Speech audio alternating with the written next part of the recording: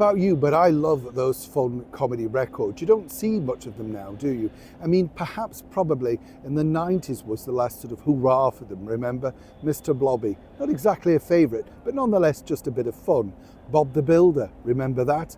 And of course there was always comedy sketches and skits that were turned into really good fun records that graced the charts alongside more meaningful songs, shall we say.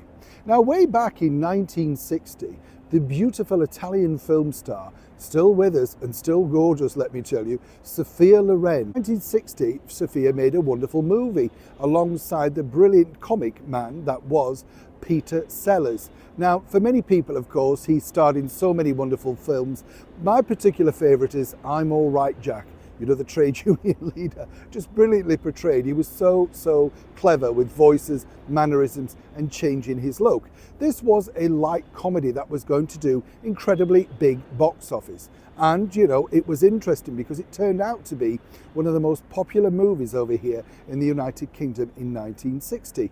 Not, of course, apart from the fact that Sophia, as ever, looked stunning in some of the costumes. Oh yes, if you watch the movie, you'll see what I mean. But what's fascinating is they decided to put together a record to help promote the movie. And everybody will know this song when I tell you it, Goodness Gracious Me. And it was produced by none other than the up-and-coming Beatles producer, George Martin. Now, I met George Martin in a radio station canteen of all places. A lovely, lovely man who told me a lot of stories about his time, not just working with the Beatles, but with some other comedy icons of that era. Before he landed the Beatles, he was the sort of person to go to make this type of record. And basically he said that although Sophia didn't have the best of singing voices, and he was incredibly kind, he said she brought a lot more to the project. I think we know what he meant. Goodness Gracious Me was meant to be included in that particular movie, The Millionairess, but they decided it didn't exactly fit. But EMI Parlophone thought, well look, you know, we've got this Hollywood superstar, we've got our very own Peter Sellers, let's put it out anyway. So they did, and it became a mega smash, helping sell the movie. You get the picture. Now, what's interesting here that I find in particular is the fact that there was also a follow-up.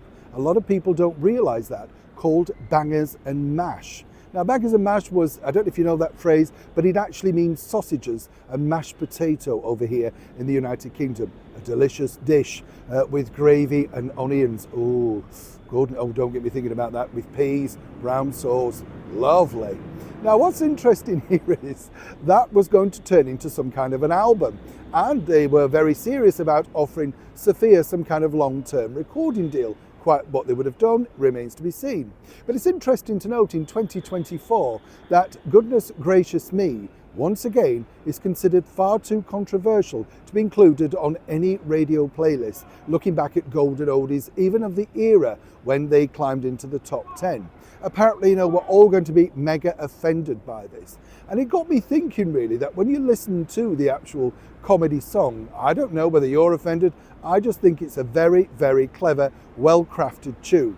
But more importantly, it's strange, isn't it? Because when they made that record, it made a lot of money for, as I say, the EMI label, and in particular, Peter Sellers and Sophia Loren, who donated a sizable amount to various charities, I am told. But the bigger picture is, you can simply be cancelled for something you did over 60 years ago, because now it doesn't necessarily fit the remit of the time. When you think about it, you can understand, say, somebody like an entertainer like Al Jolson, who gave us so much wonderful entertainment. People could be offended by that.